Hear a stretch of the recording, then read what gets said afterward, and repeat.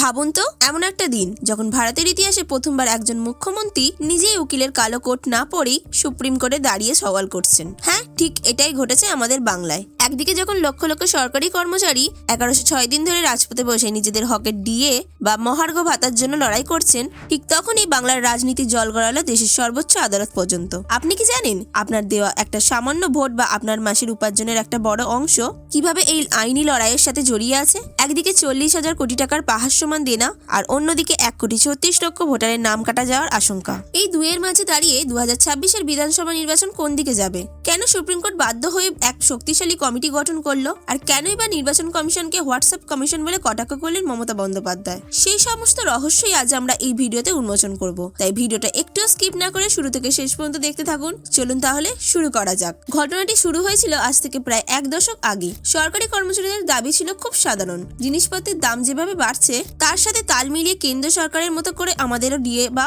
মহার্ঘ ভাতা দিতে হবে। কিন্তু রাজ্য সরকার বারবার জানিয়ে আসছিল যে কোষাগারে টাকা নেই। লড়াইটা যখন শেষ পর্যন্ত সুপ্রিম কোর্টে পৌঁছালো, তখন দেখা গেল কর্মচারীদের আন্দোলনের বয়স 1106 দিন পার হয়ে গেছে।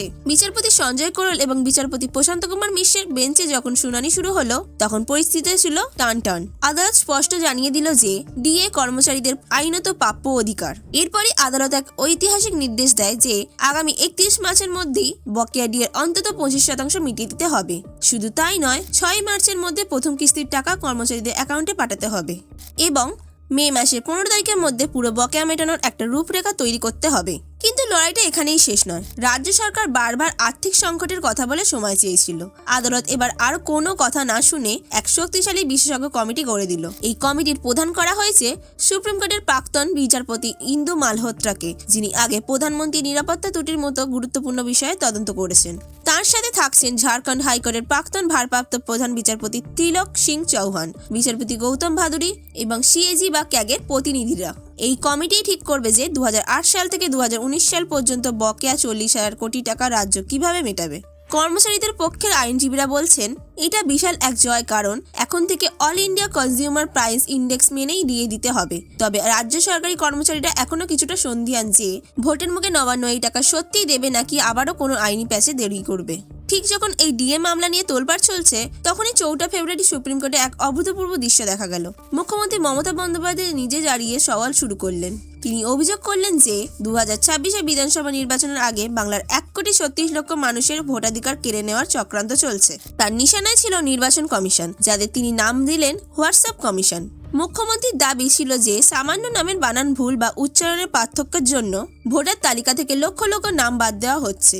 উদাহরণ হিসাবে বলা হলো, কারো পদবী রয় আর কারো পদবী রে, এইটুকু পার্থক্যের জন্যই নোটিশ পাঠানো হচ্ছে। তিনি আবেগপ্রবণ হয়ে বিচারপতির কাছে দাবি করলেন যে তিনি কোনো দলের হয়ে নয়, বরং রাজ্যের একজন সাধারণ মানুষ হিসেবে গণতন্ত্র রক্ষার রাজ্যে নিয়ে এসেছেন। আদালতে মুখ্যমন্ত্রী আরও অভিযোগ করেন যে বিজেপি শাসিত রাজ্য থেকে 8,100 জন মাইক্রো অবজারভার এনে বাংলার ভোটার তালিকা ওলটপালট করা হচ্ছে।